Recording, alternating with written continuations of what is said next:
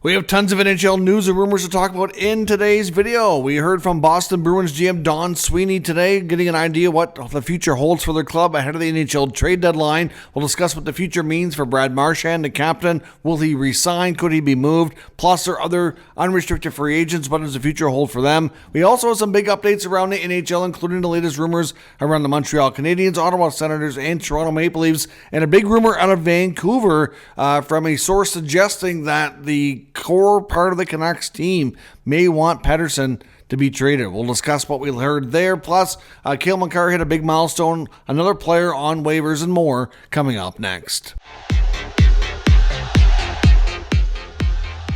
So welcome back to another video here at Top Shelf Hockey. As I mentioned, we have lots to discuss here.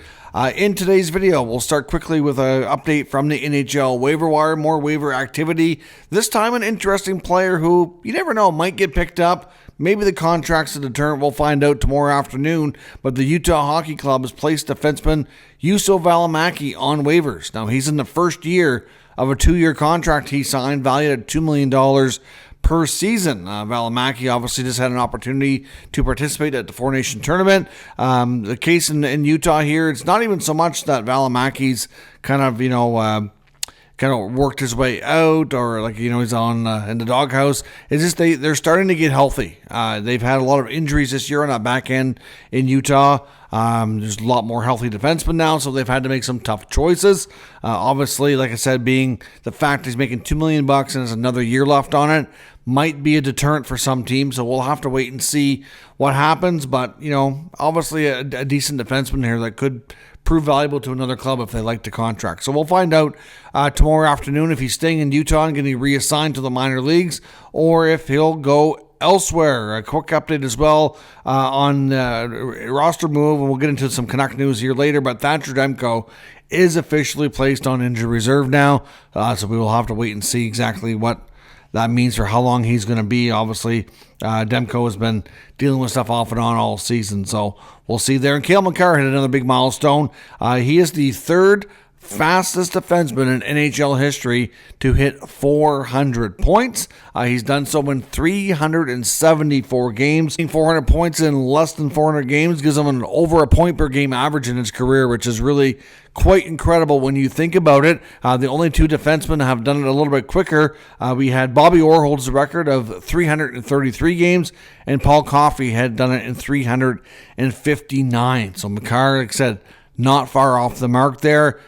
He's well on his way to becoming a Hall of Fame defenseman and going to be, in that conversation of one of the top guys to ever do it. I think by the time his career is all said and done, definitely a very special player. Another defenseman as well, Dougie Hamilton in New Jersey, also hit a milestone today with 500 career points as well. Now, lots to discuss in today's rumor mill. We're going to start with what we learned today from the Boston Bruins with GM Don Sweeney speaking to the media, kind of give a little bit more clarity on the team's immediate future and what we're going to expect over the next couple of weeks heading into the NHL trade deadline now that the Four Nation tournament has come to a close. A couple of things we learned about.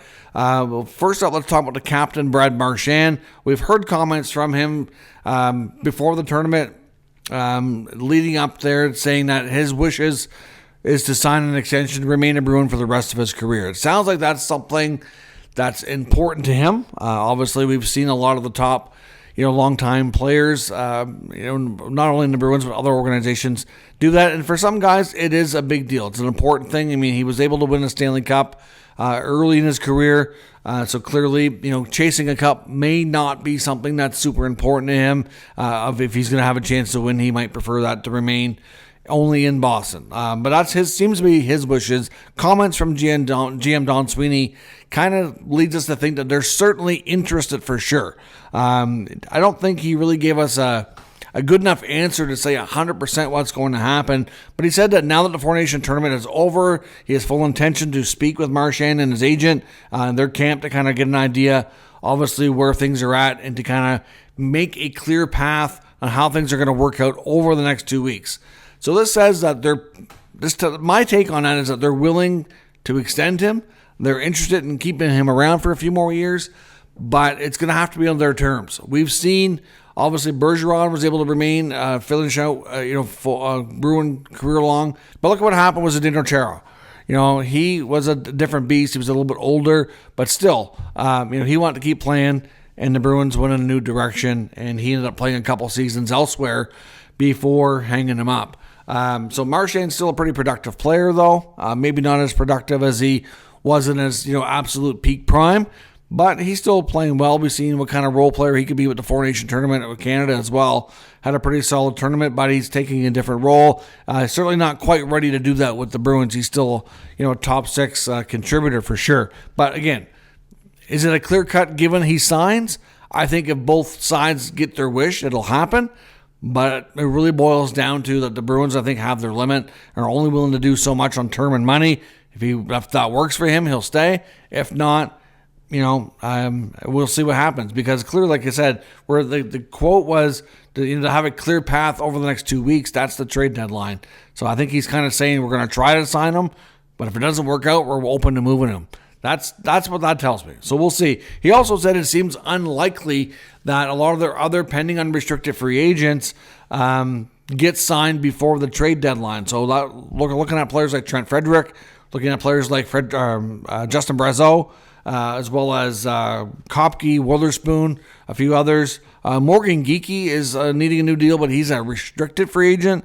Not quite as much of a rush there, but again, Geekie is somebody who's exceeding most of his career numbers this year and will garner attention from others. So it sounds like the players that are on expiring deals especially, that the Bruins, I think, are open to moving them. I don't know that they're sold on necessarily signing any of them, so they'll see what the market brings them. If there's a deal to be made, they'll make it.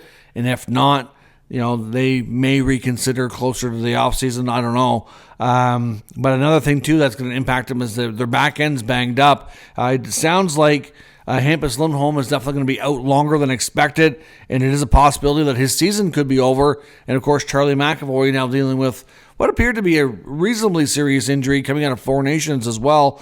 Obviously ended up having an emergency surgery with the infection and everything in the shoulder area. So they're calling McAvoy week to week, but there is some thought it could be, even if he's looking at 3-4 weeks, so that's a big chunk of the remainder of the season.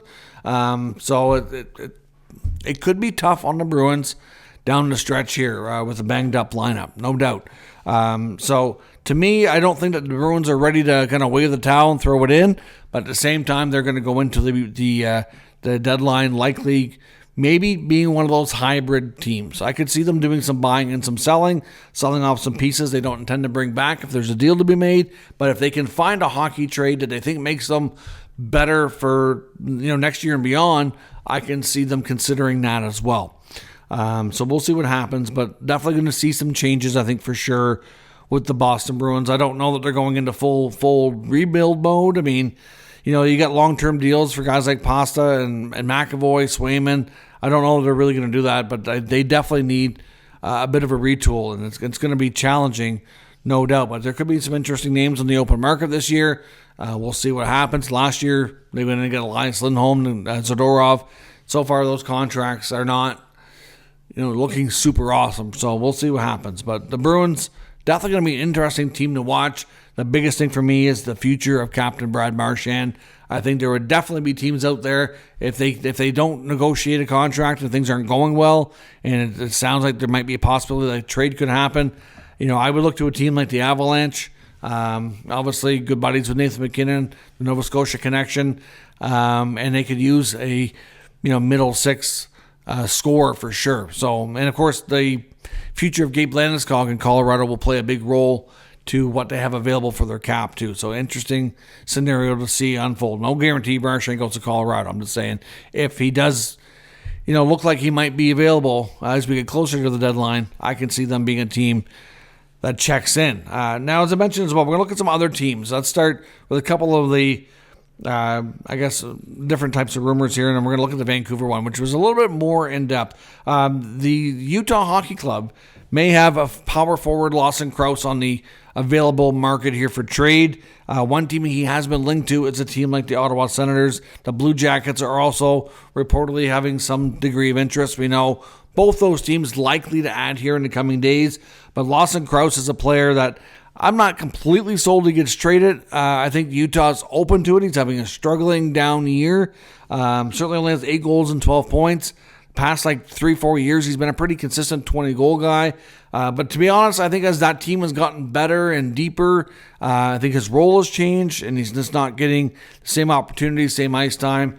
But Krause is a player that reportedly is out there and available for a team looking for middle six scoring and somebody who can play with a bigger body game, a little bit more of an edge. He could be somebody to do that. I mean, in 55 games, 20 points is not,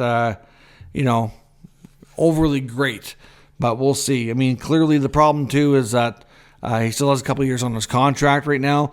Krause has 2 more years at $4.3 million. So that might be a deterrent for a guy having a down season, but he is somebody that's out there, like I said, linked to a team like Ottawa, who right now is banged up and needing some help. But I think before they get that help, they're trying to get a clearer picture on their injury situation. The Maple Leafs, we know, are likely going to be busy around the deadline, but of course, to what level of busyness, we're not sure yet. But they're definitely, having lots of conversations, there's no doubt. But one name that keeps coming up internally on their team that they would like to move to be able to make the team better before the playoffs is actually Max Domi. Domi's not having a great season. Obviously signed a 4-year extension, $3.75 million. When he signed it, it seemed like a pretty team-friendly deal. I think a lot of people, fans included, were, relatively happy to see him stick around. Of course, last year with Domi and Bertuzzi coming in, with a lot of speculation that both of them could stay. But then as time went on, it became pretty clear that it probably wasn't going to be both, and probably only one. Turned out to be Domi. Domi was pretty good for them last year. Not like, not like he's not trying to contribute in other ways, but they need more out of him offensively. There's no doubt. But that contract with a 4-year deal with, obviously getting 3 more years left on it could be, tricky to move. I mean, he's only has 3 goals and 20 points on the season. So, I mean, it's one of his worst production years. And, obviously the Leafs don't have a ton of cap space like a lot of teams. So they would love to be able to upgrade what he's producing. So at the end of the day here, we'll see what happens, but it might be tough for them to do. But if they would probably have to offer somebody something to take it on, considering the amount of term.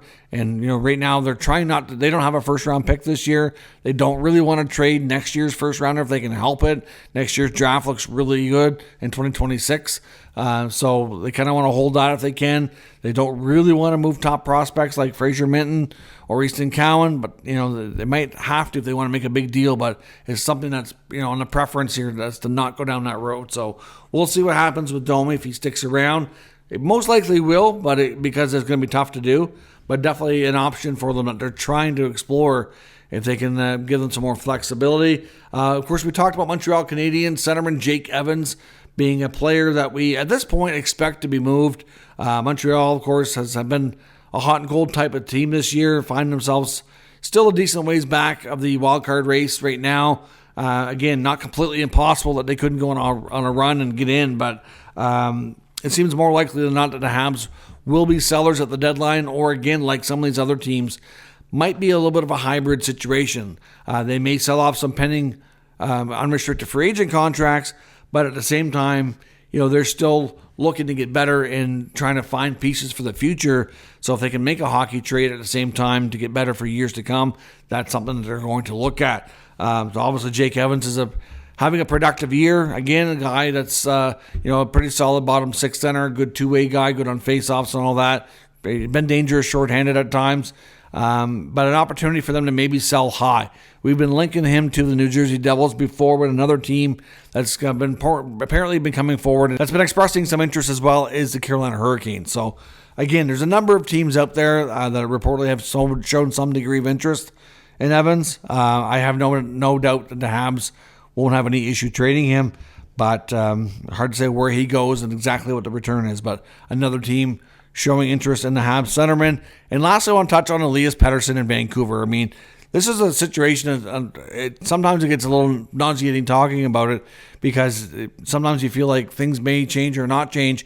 In the last we had heard not the last, but like after Miller was traded, it seemed like, okay, the Pettersson stuff's going to go away and we're not going to hear about this again probably until the offseason, and then maybe things will pick up again. Give Vancouver time to make more of an evaluation to determine if they want to stick with Pettersson or if they want to try to trade him before his no-trade clause kicks in on July 1st. Now, there's a new report out from GOAT Radio Podcast. Now, they're not, don't have a huge following, and I sometimes reluctant to use a smaller following for like a source. But I will say this. They had the JT Miller info before anybody else.